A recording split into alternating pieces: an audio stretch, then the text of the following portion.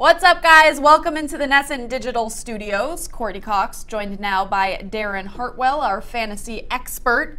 And we're on to another week of the NFL. Not a great week for week 2 in the Pats world, but hey, we're on to the next. Let's do our starts and sits. Let's start with the good news. The starts, a person, a QB who the Pats know pretty well. Yeah, you ever heard of Jimmy Garoppolo? I think he's going to have a good game. You know, I think he was going into the season a little bit overhyped by some people, but this is his chance to put up some big numbers. I think the Kansas City Chiefs have allowed 860 passing yards and 6 touchdowns in the first 2 weeks. That's a lot of passing yards. They also have a pretty good run defense. So I think they're going to be chucking it all over the field in this one. Another guy I like is Bears running back Jordan Howard. I think the Cardinals are the perfect matchup for Howard to kind of bounce back after his quiet week 2. They allowed 272 rushing yards over their first 2 games, and if the Bears get ahead early, I think they're giving them the ball a lot in this one to salt the game away. And then finally, my wide receiver start this week, Emmanuel Sanders. He's going up against the Ravens, who they have a pretty good pass defense, but they've actually gotten beat in the slot a few times. Obviously, that's where Sanders operates and works best. And they've allowed 4 passing touchdowns to wide receivers this season. So I think you should see his usual high volume and maybe get a score in there. All right, well, with the good comes the bad. So let's do your sits.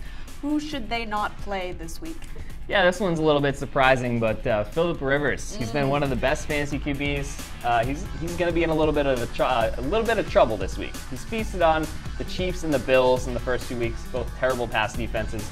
The Rams, meanwhile, have been the best pass defense in the NFL so far.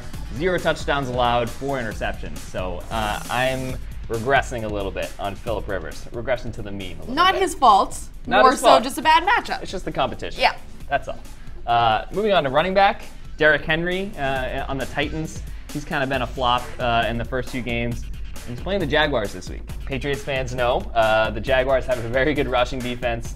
They only had 82 rushing yards as a team, the Patriots did in that matchup. So I don't think Derrick Henry is going to have much room to run in this one.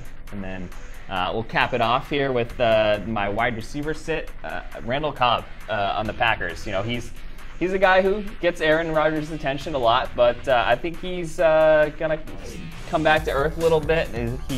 The air was dipping down a little bit in week 2, and I think this is a tough matchup. The Redskins actually have allowed the 3rd fewest fantasy points to opposing receivers so far, so there's a lot of mouths to feed in that offense. I think Cobb kind of gets the short end of the stick.